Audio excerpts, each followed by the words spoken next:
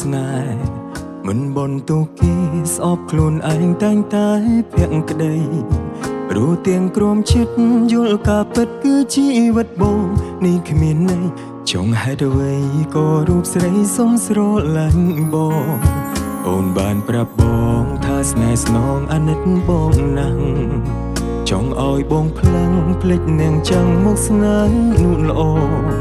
អូនធ្វើគ្រប់យ៉ាងឲ្យបងជឿលើទង្វើល្អអូនតែម្ដងឯក្រោយខ្នងគឺនោះល្អមានគេទៅហើយជាពេលទៅទឹកភ្នែកហូរទ្រូងអង្វរស្រែកសួរមេឃដីខ្ញុំខំអ្វីទៅមកផ្ដន់ពីរូបខ្ញុំឥតស្បើឲ្យខ្ញុំខ្លាចពីអាណិតឲ្យខ្ញុំខ្លាចចិត្តត្រានត្រើយសូមខ្លាចហើយពីសង្សារដែលអូនឲ្យបងទោះពេលនេះបងមិនស្លាប់តែពេលដងឈឺស្រាប់ហើយជឿចាប់ស្លាប់ចិត្តក៏ធ្លាប់ជួបតែណាស្នេហ៍ស្នូត្រង់នៅតែថាអាណិតដែលលុតទាំងចិត្តបោកបងតាមពិតនោះល្អងយកបងគ្រាន់តែជាល្បើ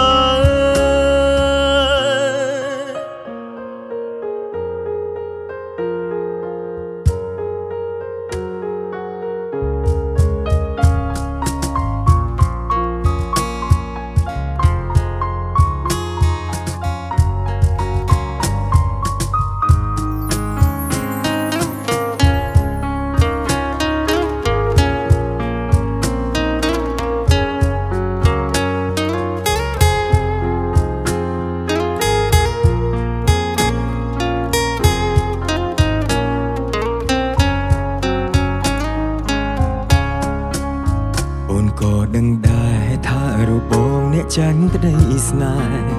មិនបនទូគេស្អប់ខ្លួនឯងតែងតែភាក់ក្តី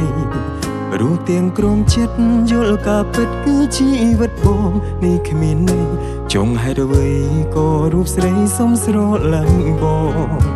អូនបានប្រាប់បងថាស្នេហ៍ស្នងអាណិតបងណាស់